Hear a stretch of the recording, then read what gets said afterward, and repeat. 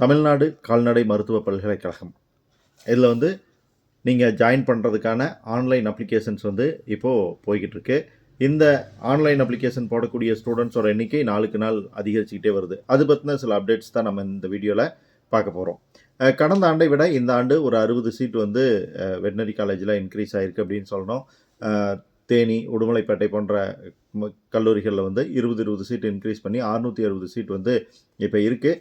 அதில் வந்து 15% all India கோட்டாவுக்கு வந்து ஒரு 60 சீட் போக மீதி 600 சீட் வந்து தமிழக மாணவர்களுக்கு வந்து அலாட் ஆக போகுது. ஸோ இந்த 600 பிவிஎஸ்சி சீட்ஸ் மட்டும் இல்லாமல் ஃபுட் டெக்னாலஜியில் ஒரு 40 சீட்டும், பவுல்ட்ரி டெக்னாலஜியில் ஒரு 40 சீட்டும், டைரி டெக்னாலஜியில் ஒரு 20 சீட்டு இருக்குது. இந்த இடங்களுக்கான விண்ணப்பங்கள் வந்து இப்போது தீவிரமாக போடப்பட்டுக்கிட்டு இருக்கு.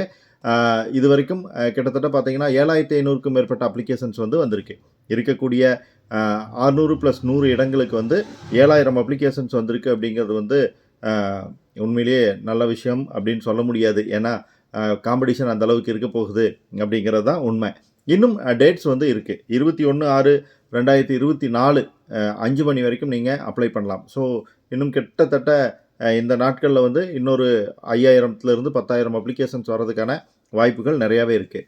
சரி, இந்த கவுன்சிலிங் எப்போ நடைபெற இருக்குது அப்படின்னு பார்த்தீங்கன்னா ஜூலை 2nd வீக்கில் நடைபெற இருக்கிறதா சொல்லியிருக்காங்க.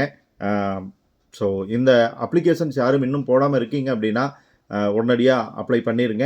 ஏன்னா லாஸ்ட் டைமில் அப்ளை பண்ணும்போது சில தகவல்கள் இல்லாமல் நம்ம தடுமாற வேண்டியிருக்கும். ஆரம்பத்திலே அப்ளை பண்ணிட்டோம்னா கொஞ்சம் ஈஸியாக இருக்கும்.